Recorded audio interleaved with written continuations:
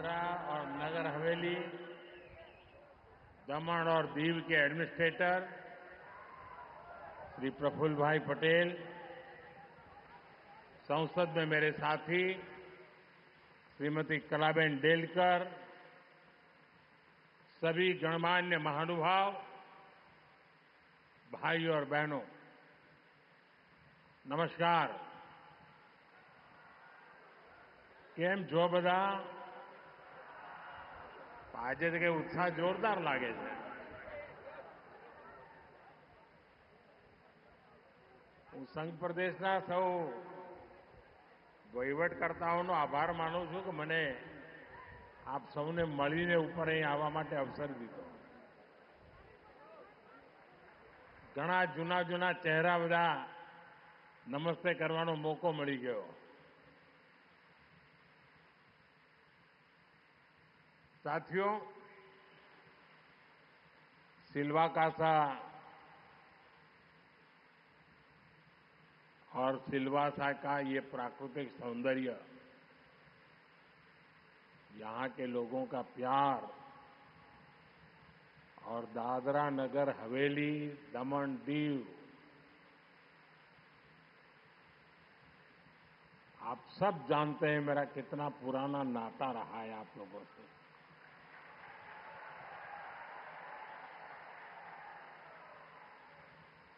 ये दशकों पुराना अपनापन, यहां आकर मुझे कितना आनंद मिलता है, ये केवल मैं और आप ही जानते हैं. बहुत पुराने साथियों को आज मैं देख रहा था. वर्षों पहले मुझे यहां बहुत बार आने का अवसर मिलता था. सिल्वासा और पूरा दादरा नगर हवेली, दमन दीव, उस समय क्या हालत थे, कितना अलग था. और लोगों को भी लगता था कि समंदर के किनारे छोटी सी जगह, वहां क्या हो सकता है. लेकिन मुझे यहां के लोग, यहां के लोगों के सामर्थ्य पर भरोसा था, आप पर भरोसा था. 2014 में केंद्र में सरकार बनने के बाद हमारी सरकार ने इस भरोसे को शक्ति में परिवर्तित कर दिया, उसे आगे बढ़ाया. और आज हमारा सिल्वासा, ये प्रदेश एक आधुनिक पहचान के साथ उभर रहा है. सिल्वासा एक ऐसा शहर बन चुका है जहां हर जगह के लोग रह रहे हैं. यहां का ये कॉस्मोपॉलिटन मिजाज ये बताता है कि दादरा नगर हवेली में कितनी तेजी से नए अवसरों का विकास हुआ है. साथियों, इसी विकास अभियान के तहत आज यहां 2,500 करोड़ रुपए से ज्यादा की अनेक परियोजनाओं का शिलान्यास और लोकार्पण किया गया है. Infrastructure, connectivity, health care, education और टूरिज्म, यानी एक प्रकार से हर क्षेत्र से जुड़े ढेर सारे प्रोजेक्ट इस क्षेत्र के विकास को और गति देंगे. यहां नए अवसर पैदा होंगे. मैं आप सभी लोगों को इन परियोजनाओं के लिए बहुत बहुत बधाई देता हूं।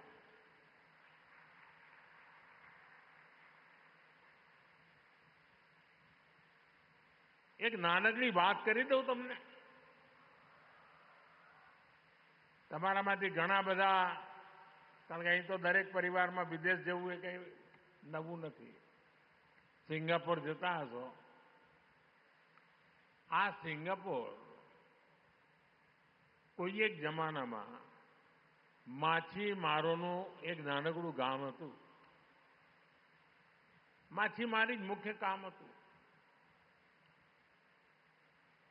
ખૂબ ટૂંકા ગાળામાં ત્યાંના લોકોના સંકલ્પ શક્તિએ આ સિંગાપોર બનાવી દીધું। જો સંઘ પ્રદેશ પણ અહીંનો દરેક નાગરિક નક્કી કરે ને તો હું તમારી સાથે ઉભો રહેવા તૈયાર છું।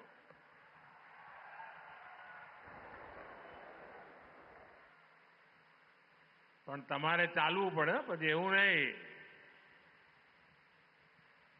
साथियों, दादरा और नगर हवेली, दमन और दीव हमारे लिए केवल एक केंद्र शासित प्रदेश नहीं है। ये संघ प्रदेश हमारा गर्व है, हमारी विरासत भी है। इसलिए हम इस प्रदेश को एक ऐसा मॉडल स्टेट बना रहे हैं जो अपने समग्र विकास, होलिस्टिक डेवलपमेंट के लिए जाना जाए। मैं चाहता हूं ये क्षेत्र जाना जाए अपने हाई टेक इंफ्रास्ट्रक्चर के लिए, ये क्षेत्र जाना जाए आधुनिक स्वास्थ्य सेवाओं के लिए, यह क्षेत्र को जाना जाए वर्ल्ड क्लास एजुकेशन इंस्टीट्यूट्स के लिए। यहां की पहचान हो अपने टूरिज्म से, ब्लू इकोनॉमी से। यहां की पहचान बने यहां की औद्योगिक प्रगति, युवाओं के लिए नए अवसर, महिलाओं की भागीदारी और चौतरफा विकास। भाइयों बहनों, प्रफुल्ल भाई पटेल की मेहनत और केंद्र सरकार के सहयोग की वजह से हम अब इस लक्ष्य से बहुत दूर नहीं हैं। बीते 10 वर्षों में हमने मिलकर इस दिशा में तेजी से काम किया है। हमारा सिलवासा और ये संघ प्रदेश विकास के मामले में देश के नक्शे पर एक अलग पहचान के साथ उभर रहे हैं। दादरा और नगर हवेली, दमन और दीव ये कई योजनाओं में सैचुरेशन की स्थिति में पहुंच गए। जीवन के हर आयाम में हर जरूरत के लिए सरकार की योजना का लाभ हर लाभार्थी को मिल रहा है। आप देखिए, one nation one ration card से हर व्यक्ति को भोजन की गारंटी मिली है। जल जीवन मिशन से हर परिवार तक पीने का साफ पानी पहुंच रहा है। भारत नेट से डिजिटल कनेक्टिविटी मजबूत हुई है। पीएम जनधन ने हर परिवार को बैंकिंग सेवाओं से जोड़ा है। पीएम जीवन ज्योति बीमा और पीएम सुरक्षा बीमा योजना का लाभ हर लाभार्थी को मिल रहा है। इन योजनाओं की सफलता ने यहां के लोगों को विश्वास से भर दिया है। सरकार की योजनाओं से उनके जीवन में जो सकारात्मक बदलाव आए हैं उसके व्यापक प्रभाव दिख रहे हैं। अब हमारा प्रयास यह है कि स्मार्ट सिटीज मिशन, समग्र शिक्षा और पीएम मुद्रा जैसी योजनाओं में भी 100% 100% सैचुरेशन हासिल करें। ये पहली बार है जब जन कल्याणकारी योजनाओं को लेकर इस तरह सरकार खुद लोगों के पास जा रही है। इसका समाज के वंचित और आदिवासी वर्ग को बहुत ज्यादा लाभ मिला है। साथियों, इंफ्रास्ट्रक्चर से लेकर शिक्षा, रोजगार और औद्योगिक विकास तक किस तरह से इस प्रदेश की तस्वीर बदली है, ये आज हमारे सामने। एक समय था जब यहां के युवाओं को हायर एजुकेशन के लिए बाहर जाना पड़ता था, लेकिन अब इस क्षेत्र में नेशनल लेवल के 6 इंस्टीट्यूट हैं। नमो medical college, Gujarat national law university, triple IT Diu, national institute of fashion technology, institute of hotel management and catering technology और दमन का इंजीनियरिंग कॉलेज। इन संस्थाओं के कारण हमारा सिलवासा और ये संघ प्रदेश एजुकेशन का नया हब बन गया है। यहां के युवाओं को इन संस्थाओं का ज्यादा लाभ मिले, इसलिए उनके लिए सीटें रिजर्व रखी गई है। पहले मुझे देखकर खुशी होती थी कि एक ऐसा प्रदेश है जहां हिंदी, अंग्रेजी, गुजराती और मराठी इन 4 अलग अलग माध्यमों में पढ़ाई होती थी। अब मुझे इस बात का भी गर्व है कि यहां प्राइमरी और जूनियर स्कूलों में भी बच्चे स्मार्ट क्लासरूम में पढ़ाई कर रहे हैं। साथियों, बीते वर्षों में इस क्षेत्र में आधुनिक स्वास्थ्य सेवाओं का काफी विस्तार हुआ है। 2023 में मुझे यहां नमो मेडिकल कॉलेज के उद्घाटन का अवसर मिला था। अब इसके साथ 450 बेड की क्षमता वाला एक और अस्पताल जुड़ गया है। इसका भी यहां उद्घाटन किया गया है। आज यहां स्वास्थ्य से जुड़ी कई दूसरी परियोजनाओं का शिलान्यास भी हुआ है। सिलवासा की इन स्वास्थ्य सुविधाओं से यहां के आदिवासी समुदाय को बहुत बड़ा फायदा होगा। साथियों, आज सिलवासा में हेल्थ से जुड़े प्रोजेक्ट एक और वजह से खास हो गए। आज जन औषधि दिवस भी है। जन औषधि यानी सस्ते इलाज की गारंटी। जन औषधि का मंत्र है दाम कम, दवाई में दम। दाम कम, दवाई में दम। हमारी सरकार अच्छे अस्पताल भी बनवा रही है। आयुष्मान योजना के तहत मुफ्त इलाज की सुविधा भी दे रही है और जन औषधि केंद्रों के जरिए सस्ती दवाएं भी दे रही है।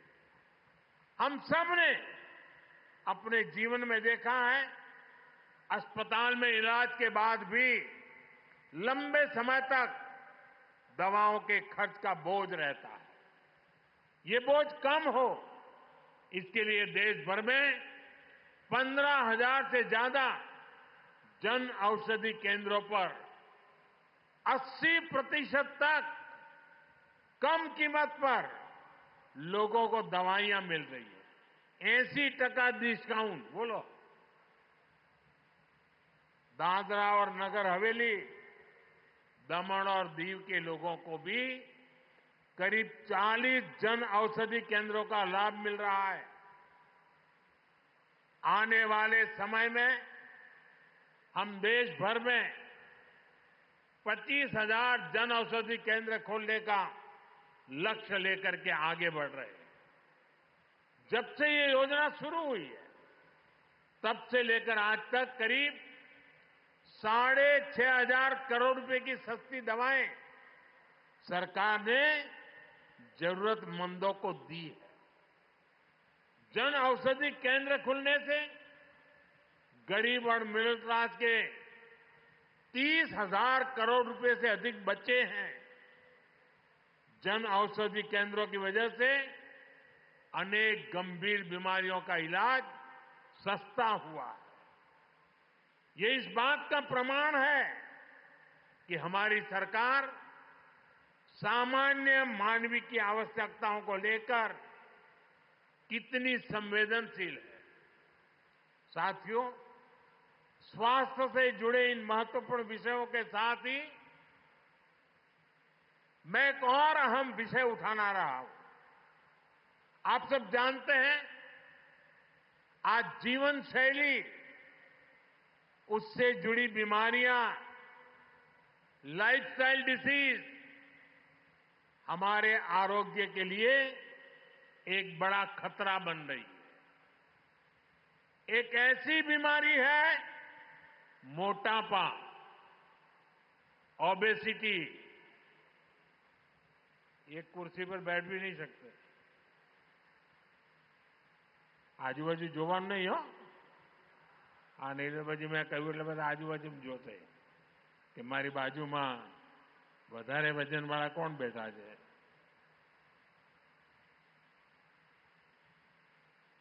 ये मोटापा जो आज दूसरी कई बीमारियों की वजह बनती जा रहा है। अभी हाल ही में मोटापे की समस्या पर एक रिपोर्ट आई है। ये रिपोर्ट कहती है कि 2050 तक 44 करोड़ से ज्यादा भारतीय मोटेपन, ओबेसिटी की समस्या से ग्रस्त हो जाएंगे। यह आंकड़ा बहुत बड़ा है। यह आंकड़ा डराने वाला है। इसका मतलब है कि हर 3 में से एक व्यक्ति ओबेसिटी की वजह से गंभीर बीमारियों की चपेट में आ सकता है। ये मोटापा जानलेवा बन सकता है। यानी हर परिवार में कोई एक व्यक्ति ओबेसिटी का शिकार होगा। ये कितना बड़ा संकट हो सकता है। हमें अभी से ऐसी स्थिति को टालने का प्रयास करना ही होगा। और इसलिए कई उपाय हो सकते हैं। मैंने एक आह्वान किया है और मैं आज आपसे वादा चाहता हूं। ये हॉस्पिटल तो अच्छा बना है, लेकिन मैं नहीं चाहता हूं कि आपको अस्पताल जाने का मुसीबत आ जाए। भले अस्पताल खाली रहे, आप लोग तंदुरुस्त रहे। मैं एक आपसे काम करना चाहता हूं। आप करेंगे? जरा हाथ ऊपर करके बताइए, करेंगे? મને એક વચન આપશો તમે, કરશો? બધા જરા હાથ ઉપર કરીને કો કરશો? 100% કરશો? આ શરીરનું વજન વધા કરે ને જાડા જાડા થતા જઈએ ને, એમાંથી બચવા માટે એક નાનકડો ઉપાય। हम सभी को अपने खाने के तेल में 10% की कटौती करनी चाहिए। हमें हर महीने 10% कम तेल में काम चलाने का प्रयास करना है। यानी हर महीने जितना खाने का तेल लेते हैं, अभी से 10% कम खरीदना तय कर लो। बोलो 10% તેલ ઓછું વાપરવાનો વચન આપો છો? બધા હાથ ઉપર કરીને બહેનો કે ખાસ તો ભલે ઘરમાં ઠપકો ખાવો પડે પણ ઓછું કરશો? पक्को? मोटापा कम करने की दिशा में ये एक बहुत बड़ा कदम होगा। इसके अलावा हमें एक्सरसाइज को अपने जीवन का हिस्सा बनाना होगा। अगर आप हर रोज कुछ किलोमीटर पैदल भी चलते हैं, संडे ऑन साइकिल ये भी करते हैं, तो बहुत बड़ा फायदा होगा। અને તમને તો જો મેં 10% તેલ ઓછું કરવાનું કહ્યું છે, બીજું કશું ઓછું કરવાનું નથી કહ્યું પાછું. નહીં તો તમે એમ કહો કે સાહેબે તો કહ્યું હાજે 50% ઓછું કરો, तो તમે મને ફેલ વાત બોલાવો જ નહીં. आज देश विकसित भारत के संकल्प को सिद्ध करने में जुटा है। हमें याद रखना है कि एक स्वस्थ देश ही ऐसे लक्ष्य को हासिल कर सकता है। इसलिए दादरा और नगर हवेली, दमन और दीव, ये संघ प्रदेश के लोगों से भी कहूंगा, अगर आप खाने के तेल में कटौती करते हैं, अपने को फिट रखते हैं, तो ये विकसित भारत की यात्रा में आपका एक बड़ा योगदान होगा। साथियों, जिस प्रदेश के पास विकास का विजन होता है, वहां अवसरों का निर्माण भी तेजी से होता है। इसलिए पिछले एक दशक में एक क्षेत्र एक इंडस्ट्रियल सेंटर के रूप में उभरा है और इस बार बजट में हमने मिशन मैन्युफैक्चरिंग एक बड़ा काम हाथ में लिया है, जिसका सबसे ज्यादा लाभ यहां हो सकता है। पिछले 10 वर्षों में यहां सैकड़ों नए उद्योग शुरू हुए, कई उद्योगों का विस्तार हुआ है, इसमें हजारों करोड़ रुपए का निवेश हुआ है। ये उद्योग स्थानीय लोगों को बड़े पैमाने पर रोजगार के अवसर दे रहे हैं। हम ये भी सुनिश्चित कर रहे हैं कि रोजगार के इन अवसरों का ज्यादा से ज्यादा लाभ हमारे आदिवासी समाज को, ट्राइबल साथियों को मिले। इसी तरह एससी, एसटी, ओबीसी महिलाओं को सशक्त बनाने के लिए यहां गिर आदर्श आजीविका योजना को भी लागू किया गया है। यहां छोटे डेयरी फार्म की स्थापना से रोजगार के नए अवसर भी बने हैं। साथियों, रोजगार का एक बहुत बड़ा माध्यम पर्यटन भी है। यहां के बीच और यहां की समृद्ध विरासत बड़ी संख्या में देश विदेश के पर्यटकों को यहां ला रहे हैं। दमन में राम सेतु, नमोपथ और टेंट सिटी के विकास से इस क्षेत्र का आकर्षण बढ़ा है। दमन का नाइट मार्केट भी पर्यटकों को खूब पसंद आ रहा है। यहां एक विशाल पक्षी विहार का निर्माण किया गया है। दुधनी में इको रिसोर्ट बनाने की तैयारी है। दीव में समुद्री तट पर कोस्टल प्रोमेनेड बीच डेवलपमेंट का काम भी किया जा रहा है। 2024 में दीव बीच गेम्स का आयोजन हुआ था, जिसके बाद से लोगों में बीच गेम्स का आकर्षण बढ़ा है। ब्लू फ्लैग मिलने के बाद दीव का घोघला बीच भी एक लोकप्रिय पर्यटन स्थल बन गया है और अब तो दीव जिले में केबल कार का विकास किया जा रहा है। ये भारत का पहला ऐसा हवाई रोपवे होगा जिसके माध्यम से अरब सागर का शानदार व्यू देखने को मिलेगा। यानी हमारा दादरा नगर हवेली और दमन दीव, हमारा ये संघ प्रदेश भारत के सबसे बेहतरीन टूरिस्ट डेस्टिनेशन में शामिल हो रहा है। साथियों, यहां जो कनेक्टिविटी के काम हुए हैं उनकी भी इसमें बड़ी भूमिका है। आज दादरा के करीब बुलेट ट्रेन का स्टेशन बन रहा है। मुंबई दिल्ली एक्सप्रेसवे सिलवासा से गुजर रहा है।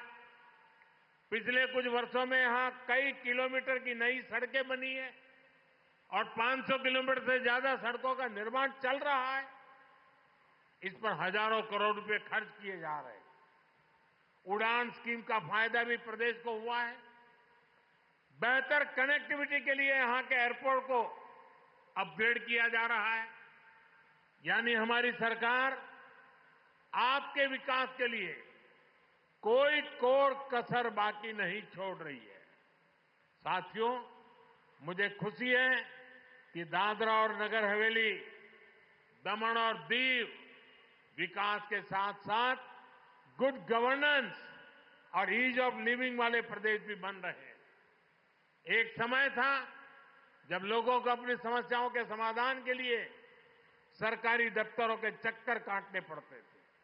आज यहां सरकार से जुड़े ज्यादातर काम मोबाइल पर केवल एक क्लिक से हो जाते हैं। इस नई अप्रोच का सबसे ज्यादा फायदा उन आदिवासी इलाकों को हो रहा है जिन्हें दशकों तक अनदेखा किया गया था।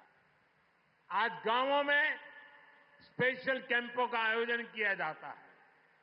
लोगों की समस्याएं सुनकर वहीं समाधान का प्रयास होता है। मैं प्रफुल्ल भाई और उनकी टीम को ऐसे प्रयासों के लिए बधाई देता हूं। मैं आपको विश्वास दिलाता हूं कि दादरा और नगर हवेली, दमन और दीव के संघ प्रदेश के विकास के लिए हम निरंतर प्रयास करते रहेंगे।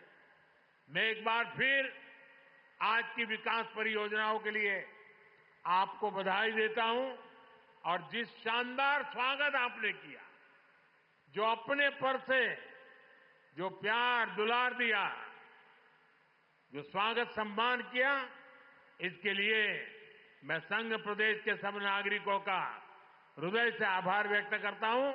बहुत बहुत धन्यवाद।